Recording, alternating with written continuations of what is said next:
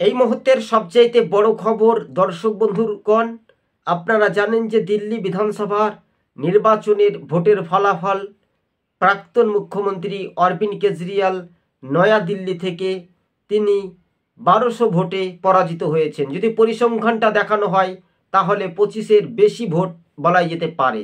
কেন? তিনি অনেক সময় ইন্ডিয়া জোটকে ধাক্কা দিয়ে ফের কিন্তু বিজেপি তাকে বড় সড়ো ধাক্কা দিয়ে অর্থাৎ ২৬ বছর পর ক্ষমতা দখল নিল দিল্লির বুকে প্রান্তে বিজেপি। 22টি আসন পায় অরবিন্দ কেজরিওয়ালের ঝাড়ু পার্টি। ঝাড়ুকে সাফ করে দিল, এটাই বলাই যেতে পারে।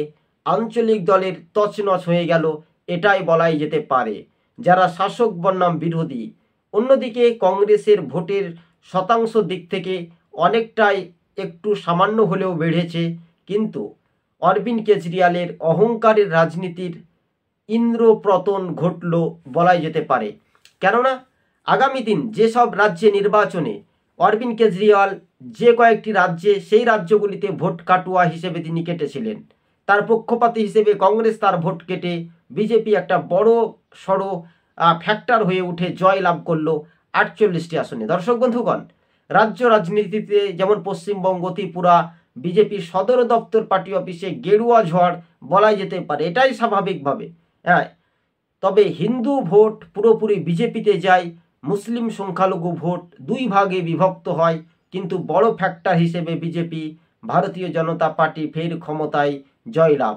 প্রথম রাউন্ডের ট্রেন যে দেখা যাচ্ছিল, যে র্যাঙ্কিং, সেখানে পোস্টার ব্যালটে আপ ও বিজেপির মধ্যে টক্কর হয়েছিল। কংগ্রেস সামান্য তারা 2টি আসনে এগিয়ে থাকলেও শেষ পর্যন্ত পরাজিত হয়।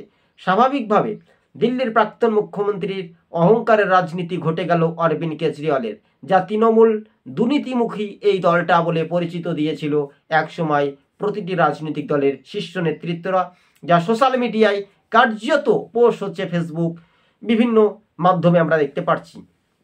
সবুজবঙ্গ নিউজ চ্যানেলটি প্রথম থেকে শেষ পর্যন্ত দেখবেন। চ্যানেলে নতুন হলে অবশ্যই সাবস্ক্রাইব করে সঙ্গে থাকবে। ধন্যবাদ।